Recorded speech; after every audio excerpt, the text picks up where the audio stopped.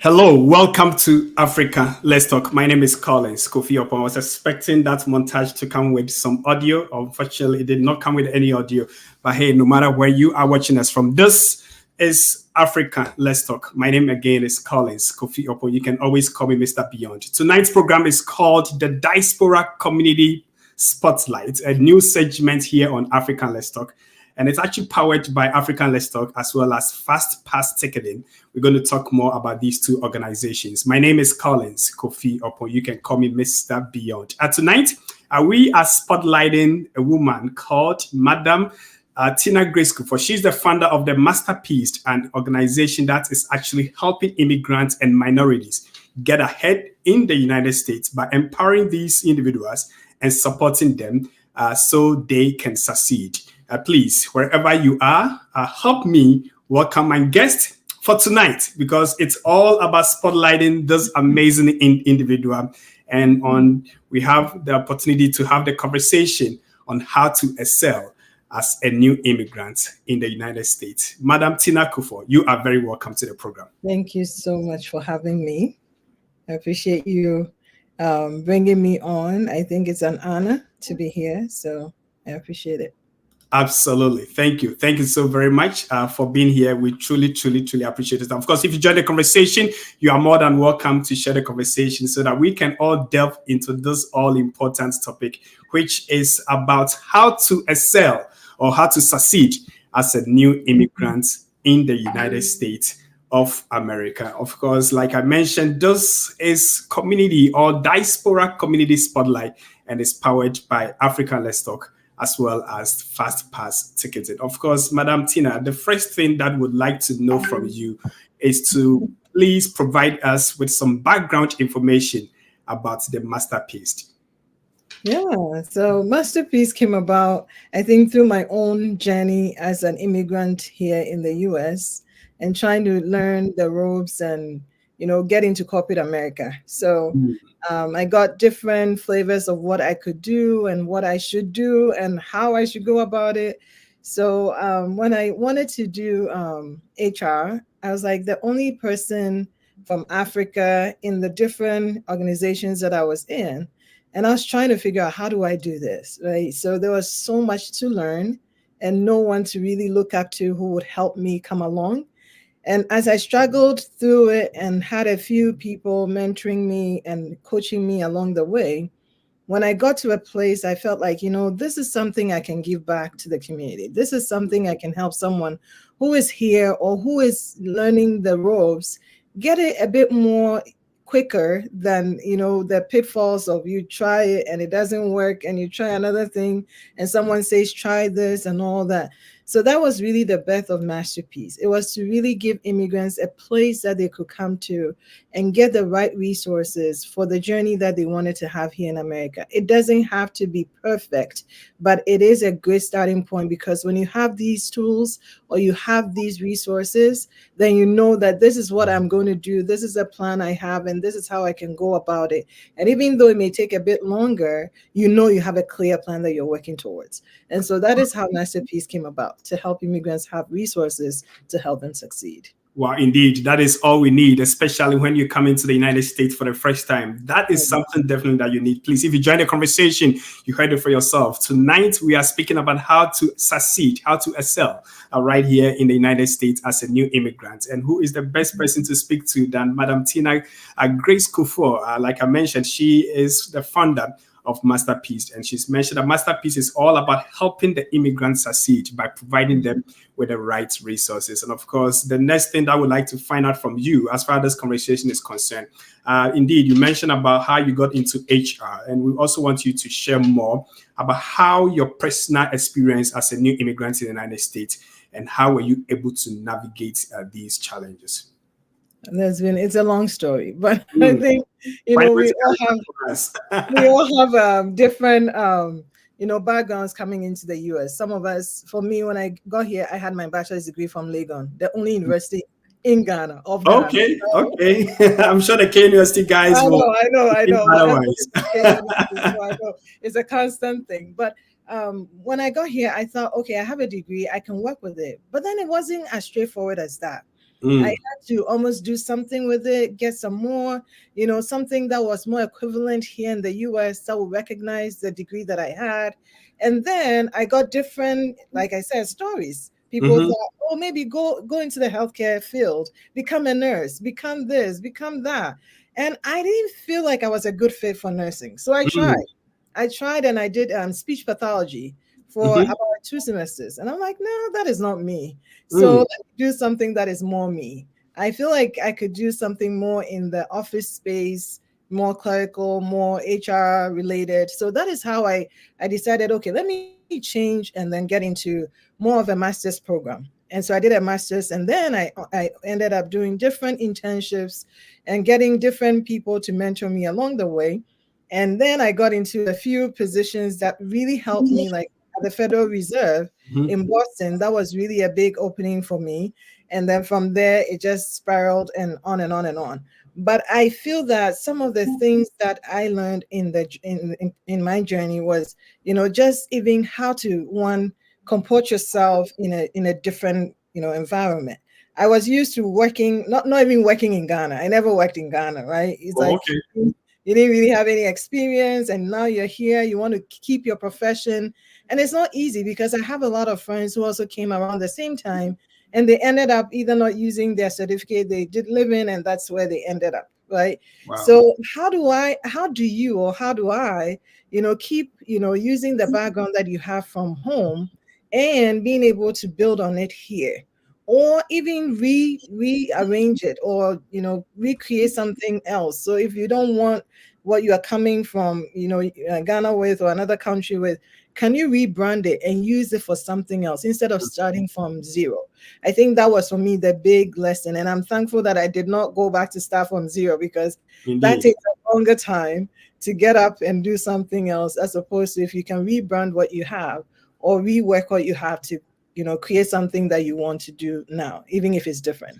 Even if it's different. Indeed. Thanks so much for sharing, of course, your personal experiences as far as moving here to the United States is concerned. Please, if you are watching and you yourself, you've been new in the United States, or you have been here for a while, or even know somebody who is actually relocating the United States of America, we are here to help you on how to succeed. And of course, we don't want you to be like one of us.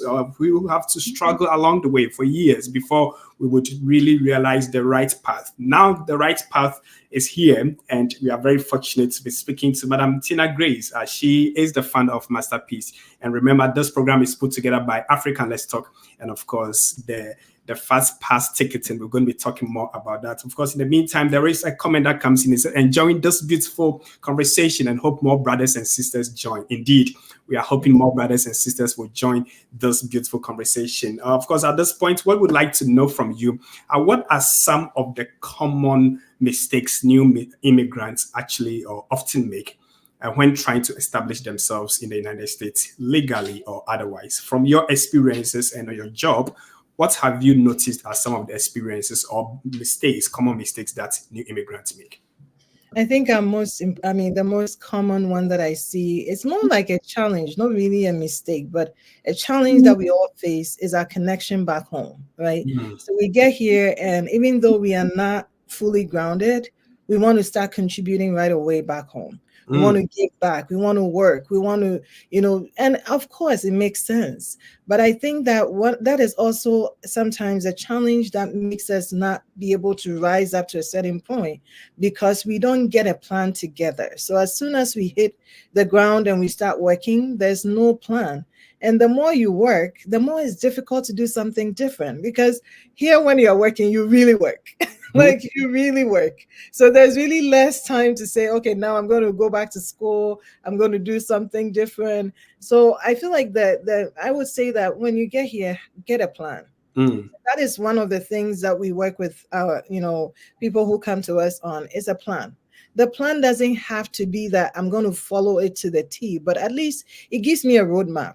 It Mhm. means that if I'm here and I'm new, so I'm working with a few people, two people actually from Togo, Mhm. and they came in. They are francophones, of course. I did French, so I can speak French as Oh, well. okay. That's good. you know, um, they're francophones, so we help them to get the English as a second language course, and then they graduated from that program in the meanwhile, when they started, we had them start applying to different, jobs, and they got into Walmart. But again, because we had a plan as to how we're going to transition and get ourselves to a good place, so that one, they are not staying with their family member forever and being a burden. And then they had a 3-month and a 6-month plan and a year's plan. And now we are into it 1 year, and they've moved out of their family member's house. They've rented their own house. They've gone through the English as a second language program. They're done. They are actually now working good jobs. I introduced them to the Google certificate program that we have. So the husband is taking that. The wife is looking into going to LPN school. We are working through that. But there is a plan, and the plan is in stages. And so even though they are working now and they are making money and they're still supporting themselves, it is not lost on them. And then they also have an accountability partner in myself or the people that I work with to say, hey, let's check in maybe a month, 2 months. How are you doing? What else can we do to support you? Have you looked at this program? Are you taking your prerequisites? All that to just encourage you to keep going, because it gets tough. And sometimes you want to do more overtime.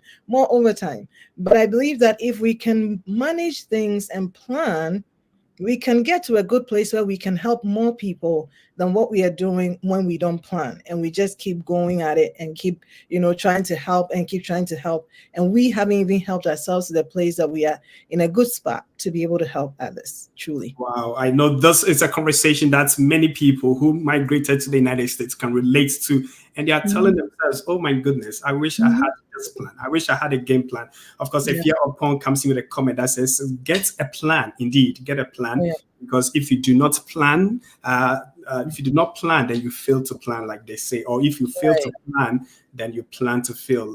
Comfort says, don't reinvent the wheel. Find the right mentors like Madam Tina Grace and shorten the suffering. Indeed, she has some experiences as far as migrating to the United States is concerned.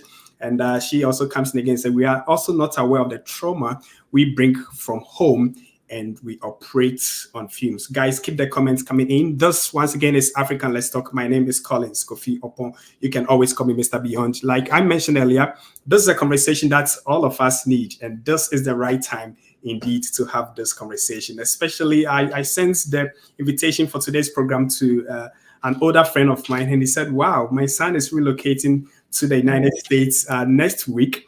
And I am going to share this conversation with him. And that is something that excited my heart, because I never got to that. I know. So yeah, that is something that really excited my heart. Of course, Al Hassan says, what opportunities exist for asylees seeking jobs to foot the bills of their spend? Of course, we're going to come to the questions. Guys, keep the questions. We're going to mention and come to your questions. Get a plan and an accountability partner. The plan doesn't have to be perfect. We love that. Of course, it shows that guys are listening, and we truly appreciate it. He says, yes, that comment is very important to find the right mentor. Of course, the next thing I would like to find from you, as far as having this conversation about how new immigrants can succeed, is, in your opinion, what are some of the effective strategies? Even before we go that, we want to know, could you highlight some of the key legal considerations or immigration's regulations that new immigrants should be aware of in order to avoid potential pitfalls? Because that is a big one. The immigration piece is a big one, because it depends on your status for real. If you're a student on a student visa, and I happen to lead mobility for my company as well. So if you're on a student visa, then there are a whole lot of things that you cannot do, including working. And so there are other ways that you can also look at. And one of the things that I keep telling my student audience that I have here, so I'm in Kentucky, and the University of Kentucky is close to me. And we have a lot of Nigerians there. We have a lot of Ghanaians who are doing their PhD and all that. How do you, keep your status, and how do you continue to be effective? So some of these other ways that a lot of us don't look at to do could be ways that you could also, keep doing something. For instance, if you're a student, one of the programs that we offer is the Google certification. It's free through a scholarship that we offer. But then what you can do, and it doesn't matter what type of work you're doing. Now that we are all in this new era of, a lot of online digital stuff, everybody needs something like that, right? So there's project management, there is opportunity for AI learning. There is also the marketing and all those type of certifications, and so they can take that, and then they can also add it to what they are doing in their school. Some of them volunteer as volunteers as well, and volunteer is actually counted as experience. Mm. So if you're on a visa that doesn't allow you to work per se, you can still build your work experience by getting yourself into the community and working. That is one Working. of the things that we don't do enough. We don't put ourselves out there. I didn't learn it till it took me a while to learn it. Like, we just stay in our bubble, we stay in our group, we don't go out of our group to do something different, but there's so much opportunity out there to help and to do something. And just that connection that you get, you don't know the doors that will open for you. So that's like the student category. Then I have a lot of spouses of students as well, who are also on this F2 and they cannot work. Mm. Right. And it's sometimes frustrating, but then they also have the opportunity. Again, seek legal counsel. Everybody is going to have a different experience altogether. But if you're the spouse of an F1 student, you cannot work legally. So Mm. you have to also think about, can I go back to school? If I can go back to school, that will help me to also get an F1 status. If not, then you will have to be in that supportive role. And then you have to do something creative with yourself in the meantime as you're waiting, right? So something comes up.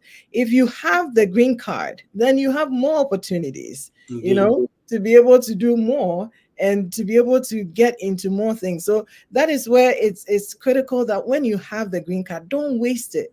Don't just use it for, okay, I'm just going to do this. Living is paying me a whole lot, which is true, but do it for a while. Get a game plan, because after a certain age, you may not be able to do the living as much, right?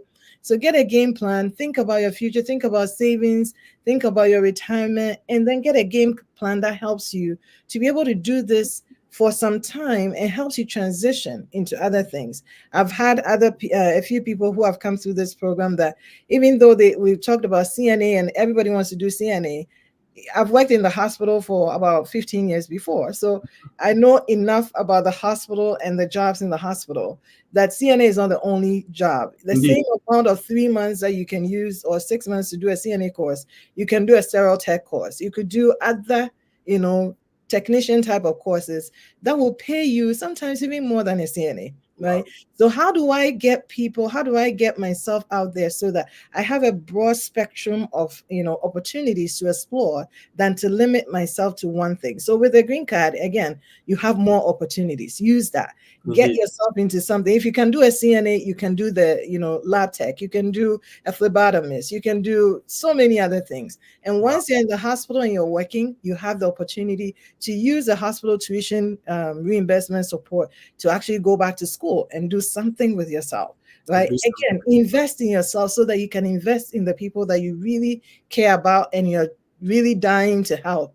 That is the only way. When you have value, you can give value. You get more out of that. So When you anyway, have I don't know value, if I said that you get more out of extensively, that. but it's a big one for the Indeed. Oh no, program. I think we'll certainly going to have a second round of this conversation where we'll delve more specifically to the individuals' migration or individual status. Actually, I should say individual status here in the United States. But what I'm hearing is that if you continue to add value to yourself, if you continue to do things that will help you to really improve on your own self, you can always give back more. Of course, that is what we are considering right now. The next thing I would like to know is some of the effective strategies for new immigrants to integrate successfully into the American society while maintaining their cultural identity. There was a point in the conversation where you said we should put ourselves out there, but then people also want to know, how much of myself do I put out there? We want to maintain our culture. We immigrants feel like, okay, we are mixing out of the cultural mix of things. How do we manage those two situations? I think that it really depends on what you are trying to manage. Mm. So when you say cultural, it could be anything from our food all the way to the way we dress, right? Mhm. So when it comes to food, I mean, I work in the professional world, so I've had to learn like I cannot eat certain things, or I cannot invite people home and do certain foods. So I've had to learn how to also do other things that will help me to get that, cultural exchange from Mhm. other people. It's good to keep some of the culture that we have, but a lot of them may also not serve us well, and Mhm. we can learn better ways of doing it. For instance, how much yam are you going to buy every week, right? Versus maybe buy a bag of potatoes and then mix it up so that you're not buying yams every week. Because sometimes we spend so much on groceries. Mhm. If we want to be really true to our African, diet and everything, that we miss out on also getting some of the healthy parts that we could also get from here. And Mhm. some of us, like myself, when I started off my here, I wasn't too much of a vegetables person, Mhm. because we all grew up on a lot African of says that I'm not vegetarian. I'm not a fruit a vegetable person, and then we'll go to functions, and then all they're serving is salad and a small piece of bread and yeah, some. vegetable platter. Okay, very simple, right? But I've had to learn to simplify my life as well, so that there is a part that I do the cultural stuff, and then there's a part that I also learn how to make sure that I am also open to some of the things that I'm seeing. I'm doing Indian food. I have some Indians that work, so I can do Indian food. I can look at their culture. I can learn to understand what other people are doing and not just have them understand me, Mm. right? And even when it comes to manners as well, there are things that we've learned in our culture that wouldn't serve you well. I have Mhm. people that have good jobs that they get fired from jobs all the time because they don't know how to manage time. They are always late. Mm. And you cannot tell me it's a good thing, because you won't get a job if you keep showing up Indeed. late.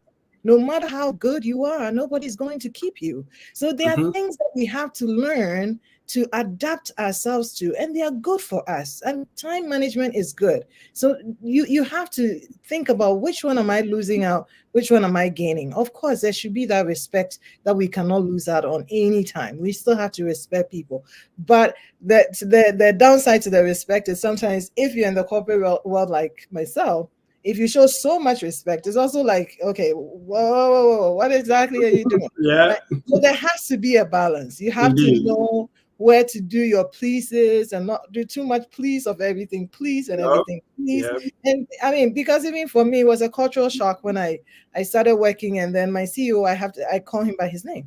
Like, Mhm. oh, okay, I'm used to calling Mr. This, Mhm. Mrs. This.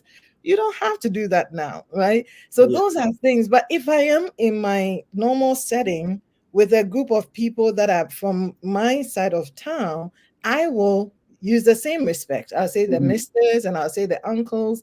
But when I'm at work, I don't need it. So I think it's those type of things that we balance out, and we make sure that, again, there's moderation in Indeed. what we are doing, and then we can show up, and we can show up well. Because if you show up late, it doesn't matter how good you are. Again, it tells on all of us. It says that we don't know how to manage time, no matter how much you say it, right? And I tell it with my kids. I'm like, nope.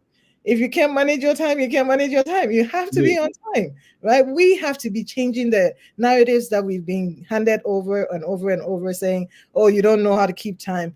That you're not going to get me on that one. You're Mm. going to get me on time, and I'm going to do the things that will help change, even if it's just a perception of one person that I meet. That is something that I'm working on so that I can do. Indeed. No, thank you. Thank you so very much. And of course, I like the part that we are emphasizing on the need to really balance these cultural differences, because there are many things that we can learn from the other side, and there are many things that we can also exchange with others. And like you said, many a time, I think what happens in our community is that we are always expecting someone else to accept Learn. who we are Mhm. doing. Yes. Like they want them to pay attention to us, want them to accept who we are, but then we forget that it's a two-way street. Oh, yeah. Two-way street. I mean, I've been to other Ghanaian events, and then they invite, let's say, non-Ghanaians, and all the Ghanaians are sitting together, leaving these non-whites. And then we also at their functions, and we say, "Oh, nobody came to my table." Yes, because you also did not exchange that. So I think these are very Okay. important conversation that we can have on this program. Of course, Gabriel says, this is good information. Thank you so much, Gabriel. And Fast Pass Ticket says, do it the right way. And of course, doing things the right way. Comfort Dondo comes again and says, I love this work Miss Tina is doing and would love to see her collaborate with resettlement programs. Thank you. Indeed, that is one thing that we can talk about as time goes on. Al Hassan says, exactly what I always maintain and advocate for. We as Ghanaians here are very considerate of the one-sided mentality by staying in our comfort zone and failing to explore other areas available, even within our comfort zone. We have to be creative and innovative, which help us to become our bosses rather than stagnating in one location. Great job, Madam Tina. Of course, we're going to take a quick break. And when we come back, this conversation continues. But please, in the meantime, guys, share the video, invite friends, and let's get to the next part of the program right after this break. Thank you, and we'll see you back soon.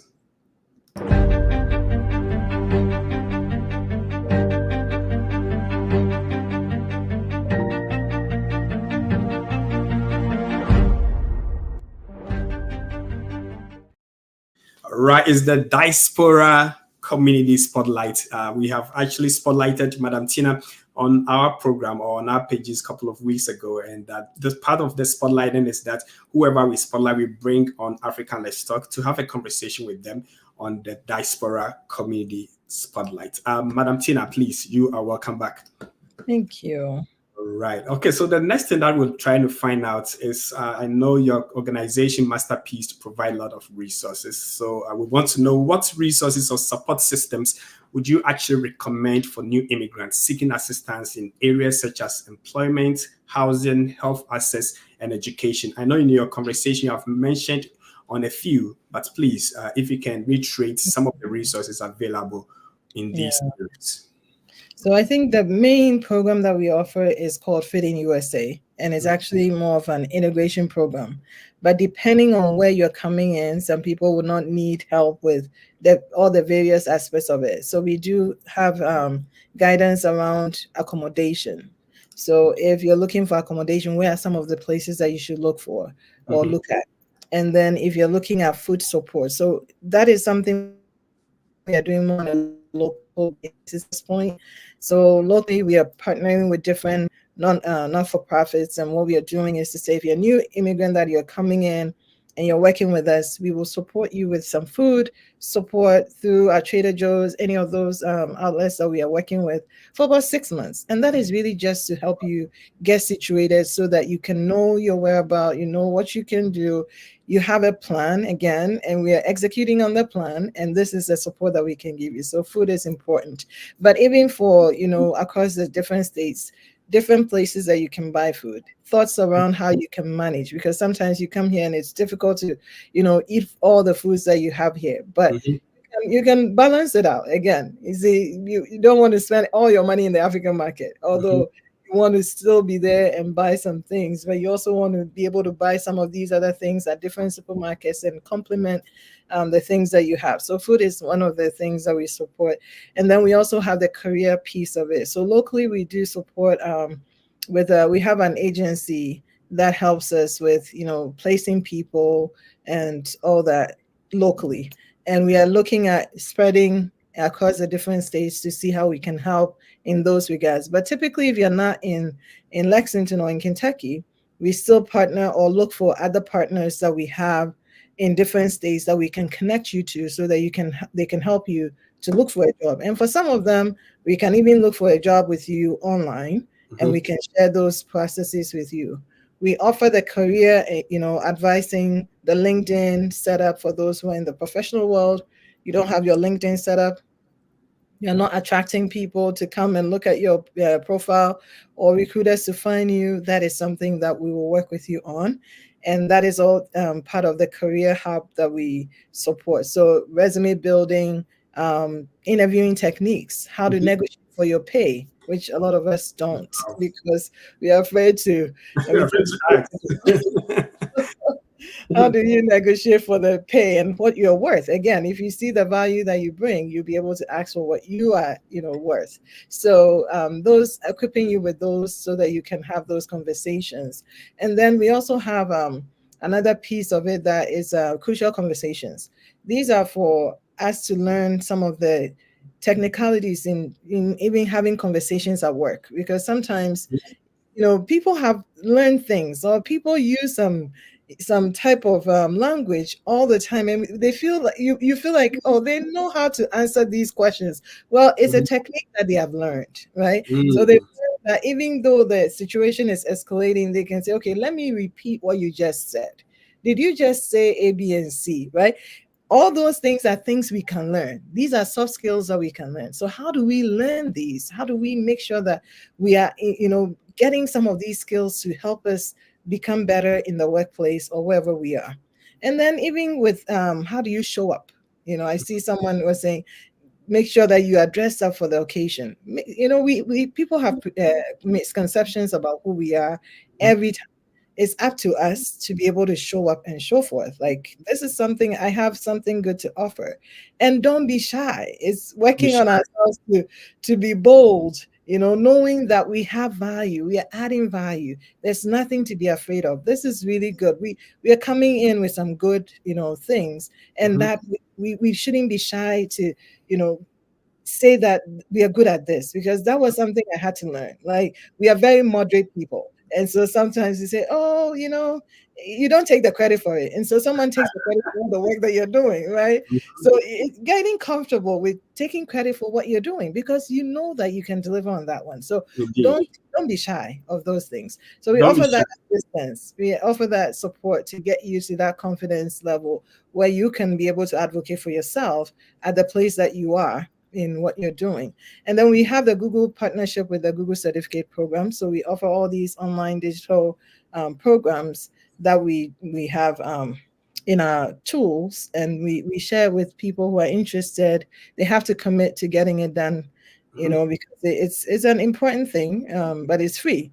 And then we also do different workshops locally, sometimes online. Actually, our next one that we are coming on to do will be in April, and will Okay. be the Success is a Choice virtual workshop. So it'll be a virtual workshop, but that is really to give us a chance to talk about how do we get successful. And it's based on a book. Again, I push reading because we don't read a lot, and Mm. sometimes a lot of things is hidden in books. So how do we read and develop ourselves, and then take some of these points of what successful people have done and talk about it? How do we apply it to our daily lives so we can Wow. succeed in the places we are? So Wow. different things. I have the masterpiece conversations as well. We try to bring experts on, talk about different things that affect us in the diaspora, and on and on and on. Wow, indeed. I would also love to introduce everyone watching. So please, we'll be sharing the link to the Masterpiece Conversations that is carried on Facebook, and you can learn more about everything that we are speaking about. Of course, I wanted to ask another question about balancing the American cultural norms and values. But of course, Mm. I know you've actually explained into details that in the previous question. So now the thing I would like to find out from you is, what are some of the common misconceptions that new immigrants may have about life here in the USA? And how can they overcome these misconceptions? Yeah, I think the misconceptions are a lot. You come in thinking you can be, you can make money overnight. And it's not always true. It takes a while to make money. And then you also have the misconceptions around credit, which one of the big things that we try to weave into our program is getting you with a financial advisor. And you may say, I don't have any money now, I'm just starting. And that's a good point, and that's a good place to start, because you don't have a lot of money. So Mhm. when you learn and understand how money works here, it will help you when you have a lot of money to manage it well. Indeed. So getting started and understanding how credit works. Don't just take people's word for it and go for Mhm. credit, but understand how it works for you, how you can manage it. And at a certain point in your career or in your journey here, you don't need a whole lot of credit. In fact, Mhm. you stay with getting as much as you can, to buy things and pay it off on time, and not get yourself into credit and all that. But you need to understand. You need to understand how the system is working, so that it doesn't work against you. So those are some of the core things that I think coming in. You have to have a good understanding of the financial system here, how money works, how taxes work, what you should know if you are married, if you're filing taxes jointly or single. All those type of education will be helpful to you. And it Yeah. doesn't matter how little or how much you have. It's a good learning experience. Put Indeed. certain things in place, like When you start working, go for the life insurance. Have a life insurance. Don't say you have to wait till you make X amount of money to get a life insurance. You have the opportunity to get life insurance. When you start working and you have a job, get the health insurance as well, and use it. Some of us work so much that even though we are paying for dental and health, we never show up at any of those appointments, right? And we work ourselves till we are no longer, useful anymore. So use the things that you have available, the things you're actually paying for, use them. So I think that for me is the mindset that a new immigrant should have, that there are a lot of tools available, understand them and use them to your benefit, because there's so much you can do with them. Wow. No, that's great conversation. And thank you for actually mentioning, even especially about the financial piece. I remember the time I came, a group of us, we were actually, who is having as many credit cards? Oh, you have 3? Oh, no, I have 5 credit cards. Oh, no, I have 7 credit cards. We felt it was just fun thing to really have all these credit cards. But again, education is very important so that we can make the right decisions about finances. Of course, I know a couple of questions. We'll have maybe 2 more questions for you, but I know Al Hassan asked a question about the asylees. Let me see if I can bring it back here. Okay, yes. What opportunities exist for asylees seeking jobs to foot the bills of their pending cases at the courts? And he also has a question that I think is intertwined. Does your support cover the asylees, or is it meant only for legal immigrants? So I think we can work with asylum seekers as long as they have their case in the works, right? So if they have the case, they have someone who is working on it. We don't have lawyers on staff yet, so we partner with community lawyers who will help with different cases. And then we also have, at least in Kentucky, we have a strong partnership with a not-for-profit that is focused on asylum seekers. So when we get those type of cases, we will refer out to CRCKY, which is local, and they will manage it because they give the support. But if you are an asylum seeker as well, no matter the state that you are in, there are resources. Some of the resources you will find easily, others you will not. One of the first places I'll say look at, when you are an asylum seeker, is the Catholic Charities. They do a great job supporting asylum seekers. So that will be a great resource for you to find in your state and to start talking to them. Then you also have the United Way. United Way in different states do different things. For our state, we do support a lot of different, immigrants as well. So that is it's also another good place to look. So if you're an asylum seeker, we can still work with you. Again, as long as there is something that you're going to work with, we can work with you. It's just that we wouldn't be able to help you to secure the, whatever court case or anything like that, but we can work. Okay. All right. Thank you so very much for providing information on that. The other thing I wanted to know personally was in what ways can new immigrants leverage their unique backgrounds, skills, experiences that they have so that they can excel in their professional and personal lives in the USA? Of course, I heard stories about new immigrants, for example, they are missing medical doctor or whatever back home. Then now they have to start from angles which took them forever. In what way can they leverage their skills and experiences? Yeah, so I think that's a great question. So depending on what skill set you are coming with, again, you don't feel like you have to start from the scratch. There's always a lot of learning. I have a not-for-profit in Massachusetts, for example, that also helps. It's called the African Bridge. They also help a lot with Africans who are coming into the US, especially to the Boston area, and they support them with the credentialing and placing them and all that.